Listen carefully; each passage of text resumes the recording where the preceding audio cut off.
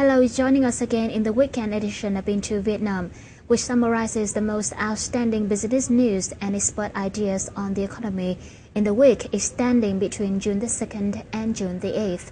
And here are the headlines. The HSBC says Vietnam Purchasing Manager Index or PMI edges down to 52.5 points in May. Total assets of credit institutions continue to rise. The Vietnam Midterm Business Forum 2014 kick-started in Hanoi on May the 5th. What are the focuses and missions of the forum? Let's find out in our business talk with Ms. Virginia Foot, co-chairwoman of the VPF.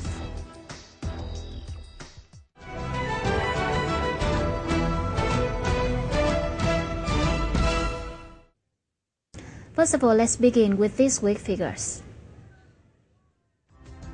The HSBC said in its report released on June the 2nd, Purchasing Manager Index or PMI of Vietnam edged down to 52.2 points in May from 53.1 points in April. This is the 9th consecutive month Vietnam's PMI surpassed 50-point threshold, meaning that the country's manufacturing sector continues to grow.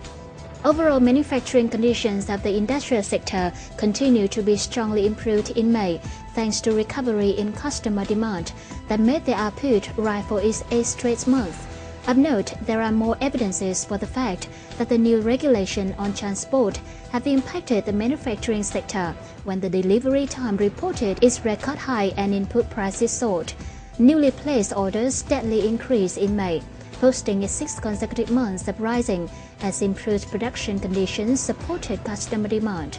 The bank said newly created jobs also rose for its 2nd straight month in May, but still in the weak level. The real concern lies in increased costs for manufacturers amid the exporters have already suffered high logistic costs. Margin profit has been gradually cut as weak domestic demand made producers hard to raise output prices despite rising production costs. The HSBC expected the State Bank of Vietnam will keep interest rate to warm up the domestic demand. According to the latest data of the State Bank of Vietnam, non-performing loan ratio of the system in February 2014 were at 3.86% over total outstanding loans of more than 3,437.7 trillion dong. It was the 2nd consecutive month of the year when non-performing loan ratio increased. At the end of 2013, non-performing loans accounted for only 3.61% and rose again to 3.73% in January 2014 and 3.86% in February. Notably, the NPL ratio increased in the context of falling credit. At the end of February, outstanding loans dropped to 1.16% compared to the end of 2013. Year-to-date, credit has grown by 1.31%, and management agencies have not updated the NPL figures. However, it's not hard to imagine, as financial statements of banks in Q1 showed a gloomy picture. NPL ratios of most banks have climbed, with the largest increase in group of potentially irrecoverable debts. Data from the Ho Chi Minh City Taxation Department showed the city budget collection were estimated to fulfill 47% of the whole year target in the first 5 months of 2014, rising 16% on year.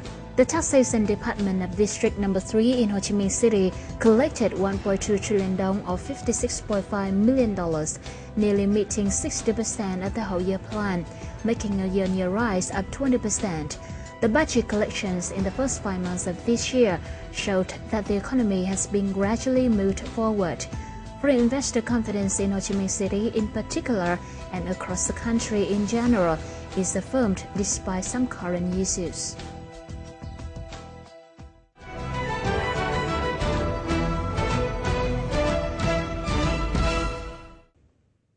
Coming up next is some major macroeconomic and investment news.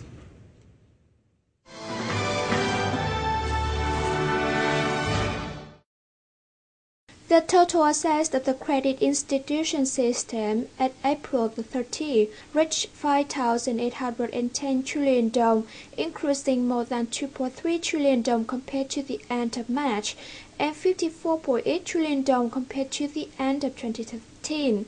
in which the total assets of state-owned commercial banks rose 60.8 trillion dong from the beginning of the year.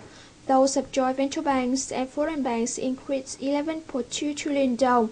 Those of cooperative banks rose 1.4 trillion dong, while those of joint stock commercial banks dropped 17.3 trillion dong, and those of finance companies and financial leasing companies fell 1.3 trillion dong. Equity capital of the system also rose by over 2.1 trillion dong in April to 472 trillion dong. Compared to the end of 2013, the equity capital of the whole system added 5.1 trillion dong, primarily due to the equity capital of joint venture banks and foreign banks, with an increase of 4.4 trillion dong. Equity capital of the joint stock commercial banks fell to 284 billion dong, while that of state-owned commercial banks increased 446 billion dong. The increase of the chartered capital is still the most difficult. According to the State Bank of Vietnam, the entire system added 4 trillion dong of chartered capital in the first 3 months, but none in April. Currently, the total chartered capital of credit institutions reached 428 trillion dong.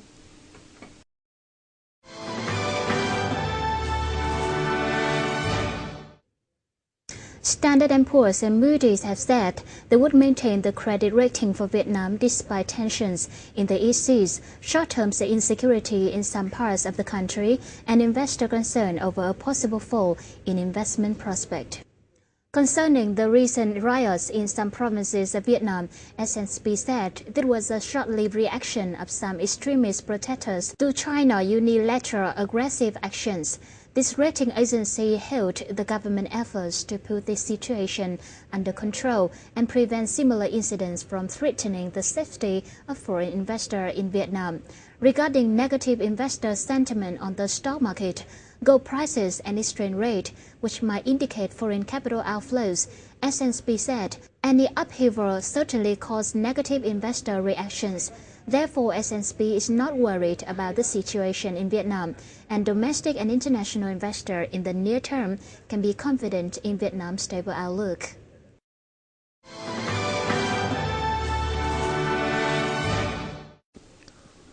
HSBC Global Research has released its June report on Vietnam's macroeconomy and macroeconomic outlook. The report states that the short-term effects of the oil-rich tensions on the Vietnam economy are quite limited. In the report, HSBC said the registered FDI from China had increased over the past few years, but the total investment from China was still small. Therefore, the Vietnam-China economic relations are purely level 1 supply chain rather than the investment relations. China is also the biggest importer of Vietnam. Most of the import items from China are materials for garment and textile products, such as fiber, cotton, and machines. However, there is a large amount of consumption goods imported from China. Therefore, from the growth point of view, the short-term effects of these recent events are modest. The hardest hit sector is tourism service, though the effects are temporary. In the year to date, the total number of Chinese tourists coming to Vietnam was up 26.1%. The number of Chinese tourists are slowing and will go down in June, but HSBC expects that it will come back to the normal level in July. HSBC also comments that major investors won't change their mind, and FDI will continue to flow into Vietnam.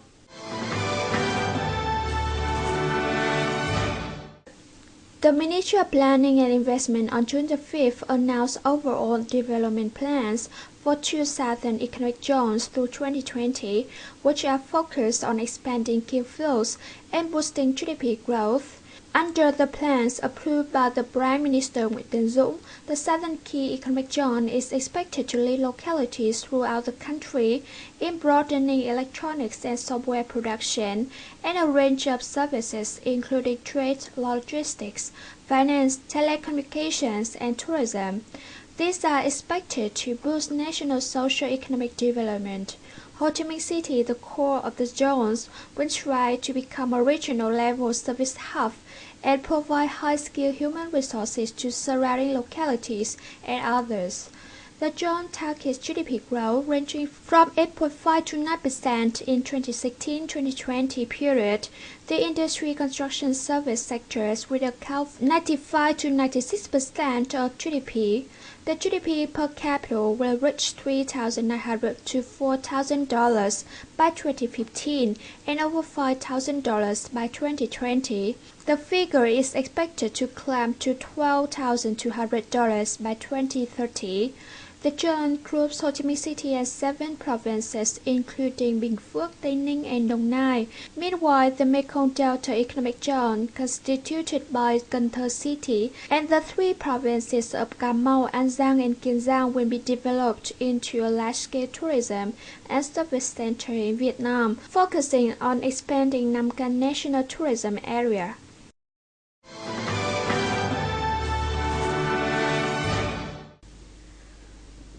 The Vietnam National Administration of Tourism, or VNAT, said around 3.75 million foreigners had visited the country in the first 5 months of this year, a year-on-year increase of more than 26%. Around 674,200 foreign travelers came to Vietnam in May, down by 9.62% over April, but rising by up to 20.6% compared to May last year.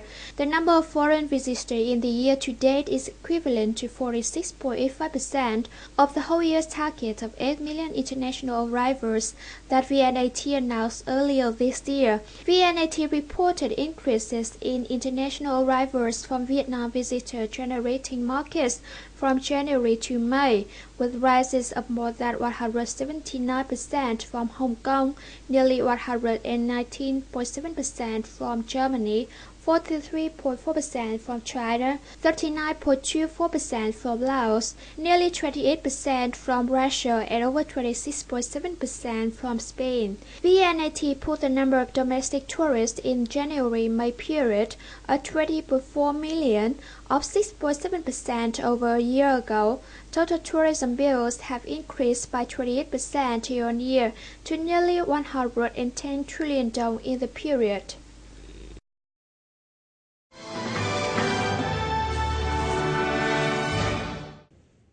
The research firm Global Data predicts the Vietnam pharma market is set to increase by $5 billion over the next 6 years, reaching a net worth of $8 billion by 2020 and representing a compound annual growth rate of 15.4%. The company's report states that the scarcity of low-price generic drugs, combined with a belief among Vietnamese doctors that patient-protected branded drugs are more effective, means that foreign pharmaceutical companies dominate the market and are able to maintain premium revenue. This is despite the fact that Vietnam is one of the fastest-growing economies in the Southeast Asia region, with its GDP having increased significantly in value from $101.6 billion in 2008 to an estimated $170.6 billion in 2013.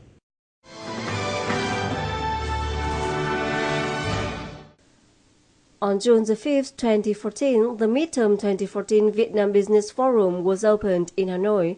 Under the theme From Programs to Action, Preparations for the New Trade Agreements, the forum was participated by Prime Minister Nguyễn Tấn Dũng, ministers and deputy ministers of related ministries and departments, as well as local and international experts. Speaking at the forum, Vũ Tiến Lộc, chairman of the Vietnam Chamber of Commerce and Industry, or VCCI, said, this year's midterm forum took place in the context that Vietnam is completing many important free trade agreement negotiations and the event of China's deployment of the AD-981 oil rig in Vietnam's water, significantly affecting trade relations between Vietnam and China.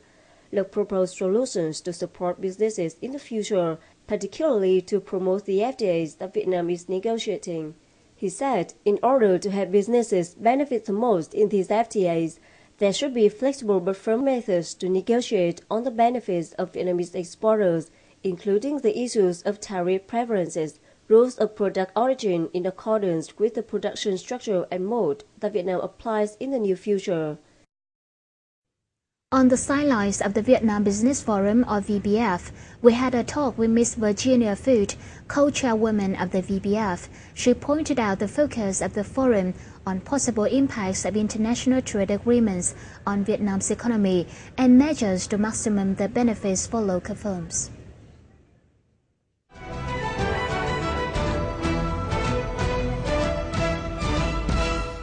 First of all, thank you so much for joining our interview on VITV channel.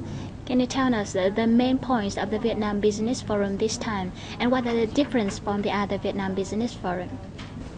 Yes, the Vietnam Business Forum is the group of Vietnamese and foreign companies doing business in Vietnam. We have 11 different working groups, and we work on issues to try to identify problems and propose solutions for some of the issues that are either slowing down the economy or that could help improve the economy. So we have many issues that we will discuss. We are particularly interested in the free trade agreements that Vietnam is negotiating, the TPP in particular that I'm working on, but there is also the EU FTA and some ASEAN FTAs that Vietnam is a very important player in. And so we are talking about some things that would be helpful for Vietnam to get ready in order to fully take advantage of those opportunities. We will be talking about issues that affect economic development more broadly as well, in that the trade agreements are like a coat of paint on a house, but if the house is still messy inside, the coat of paint on the outside might not be so significant. So we are trying to talk about how Vietnam can get ready. It's a very competitive area in Asia. It's a competitive global economy, and so everybody needs to work a little bit harder and reform some issues that have been maybe holding back the economy or that have been difficult for domestic investors. We're trying to look at these issues and propose solutions. As you mentioned, the TPP and other commercial free trade agreements are the main focus of the Vietnam Business Forum in 2014. And local and foreign investors are really interested in this kind of agreements. Can you tell the chances and the challenges for local firms when the TPP is concluded? These agreements are very high standard and difficult for all participants. The TPP is 12 countries that are negotiating. The EU, obviously, is all of the European Union with Vietnam.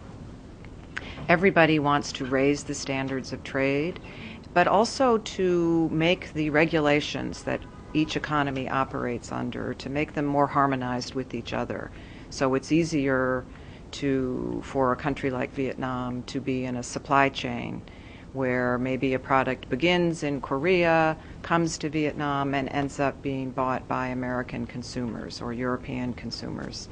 So these are standards that will be significant for Vietnam, but we think the opportunities are really tremendous. Challenges will be things like intellectual property rights, the standards for agricultural products, for education systems, management skills. These will all be things that will need to be improved in Vietnam in order to really take advantage of these trade agreements. But also there are more simple things like infrastructure and the business environment that will attract domestic companies to invest further and will attract foreign investors to come to Vietnam. What are your recommendations for the Vietnamese government to create a more favorable condition for local firms so that they can work better and overcome difficulties? We have been working very hard. The Vietnam Business Forum meets with the government regularly on some very specific issues that might involve customs, for example, or how to increase the value added to Vietnamese agricultural exports, or how to improve the infrastructure or the education system. We are looking at issues that involve what are the systems that should be in place to try to beat back some of the corruption issues. So we have a wide range of issues. We are focused on trying to propose solutions and to work with the government and the business community so that we get to some solutions of how to speed up licensing and investment in Vietnam and improve the environment for everyone. And thank you so much for joining our program today. Delighted.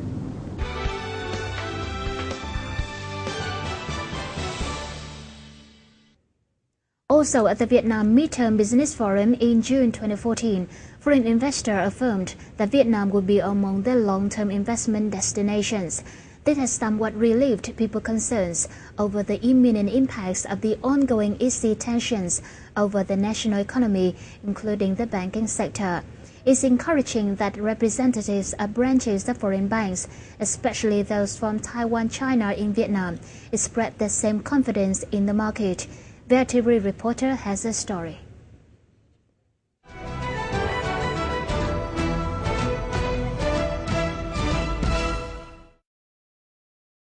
Considered as the bank impacted the most of the EC tension, the Industrial and Commercial Banks of China restated it has been supported by the State Bank of Vietnam, which helps it to attain Chinese investment inflow in the country. Ngân hàng của chúng tôi sẽ nỗ lực để động viên các khách hàng có vốn đầu tư Trung Quốc giữ vững niềm tin để tiếp tục đầu tư phát triển lâu dài tại Việt Nam. Chúng tôi nhận thấy với sự ủng hộ của chính phủ Việt Nam cũng như sự chỉ đạo kịp thời của Ngân hàng Nhà nước, ngân hàng chúng tôi cam kết sẽ tiếp tục đầu tư kinh doanh lâu dài tại Việt Nam. Being in consensus with ICBC, many international banks representatives said their banking operations in Vietnam have been going on as normal, and that in the coming time they will continue their investment in the market. The important thing is the directional move. I think the government support of banks lending to good companies is important. I think the important thing is that as the banking sector in Vietnam becomes more developed, it starts focusing on cash flow lending rather than on secured lending, so that companies with good businesses. Tôi khẳng định trong thời gian vừa qua, hoạt động của Huân An vẫn diễn ra bình thường. Tình hình thu chi ổn định, khả năng thanh toán được duy trì ở mức an toàn. Ngân hàng Huân An chúng tôi một lần nữa xin khẳng định sẽ tiếp tục và duy trì hoạt động lâu dài tại Việt Nam. Chúng tôi luôn coi trọng Việt Nam là một trong những quốc gia quan trọng nhất trong hoạt động thương mại và đầu tư. Và chúng tôi sẽ tiếp tục giữ vững cam kết trong việc đóng góp vào đất nước Việt Nam, bao gồm việc đưa ra tư vấn với các khách hàng của chúng tôi về việc tiếp tục đầu tư vào Việt Nam. The State Bank of Vietnam governor also committed to ensure the ultimate safety and security for foreign banks with branches in Vietnam. Ngân hàng Nhà nước đã chủ động có các giải pháp để xử lý mọi tình huống xảy ra. Trước mắt sẽ tiếp tục theo dõi sát diễn biến của tình hình, đảm bảo chủ động và sẵn sàng áp dụng mọi biện pháp cần thiết để giữ vững ổn định thị trường tiền tệ, ngoại hối, thị trường vàng, có các giải pháp để đảm bảo an ninh, an toàn cho tài sản của các ngân hàng nước ngoài hoạt động tại Việt Nam, bảo vệ quyền lợi và lợi ích chính đáng của các nhà đầu tư nước ngoài hoạt động tại Việt Nam. Qua đó góp phần duy trì môi trường kinh tế vĩ mô ổn định, môi trường đầu tư thuận lợi để thúc đẩy tăng trưởng kinh tế bền vững, ổn định và nâng cao đời sống nhân dân. It can be seen that up to present, both Vietnamese government and the central bank have fulfilled their role in ensuring a stable and smooth financial market. Amid the ongoing tense dispute over the EC, relevant authority should take prudent steps in monitoring the local financial market.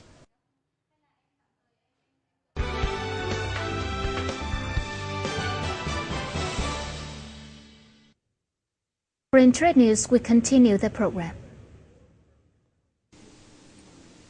The Ministry of Industry and Trade said there had been 12 groups of products with export revenue exceeding $1 billion in the first 5 months of this year, and these goods had generated combined outbound sales of over $43.2 billion. Those products included phones and accessories, crude oil, apparel, footwear, computers, electronics and accessories, machines and equipment, seafood, wooden products, transport means and spare parts, coffee, rice and handbags, wallets, suitcases, hats and umbrellas. The nation's import revenue was put at $12 billion in May, down 8.2% year-on-year. Foreign invested firms reported a total export value of $7.45 billion, excluding crude oil, a month-on-month decline of 9.8%. However, the country's total export revenue from January to May was put at $58.5 billion, up 15.4% year-on-year. Domestic enterprises were expected to contribute $19 billion, up 11.9%, and foreign invested firms nearly $36.4 billion, excluding crude oil, up 18.6%. Industrial and processing goods still made a greater contribution to the country's total export revenue. This group increased around 70.6%, in which agro, aquatic and forestry product group rose 12.7%. Meanwhile, fuel and mineral exports in the 5-month period were around $4 billion, down $145 million, or 3.5% against same period last year. Vietnam agricultural, forestry and fisheries sector had a year-on-year increase of 20.1% in imports in the first 5 months of this year. This announcement was made by the Ministry of Agriculture and Rural Development, adding that the increase was total $8.56 billion in imports of material and products for production. During the first 5 months, Vietnam imported pesticide worth a total of $337 million, 5.6% higher than the same period last year. Almost all the pesticide products used in the domestic market were imported, with an annual volume of 70,000 tons. Imports of animal feed products material for producing animal feed had a slight surge of 0.1% to $1.2 billion against same period last year. Imports of corn surged by 3 times in volume to 2.24 million tons and 2 times in value to $576 million compared with the same period last year. Experts reported that the agriculture sector should reduce imports of products and materials for production to gain sustainable development of the sector in the future. As usual, the final part is a summary of local securities market between June the 2nd and June the 6th.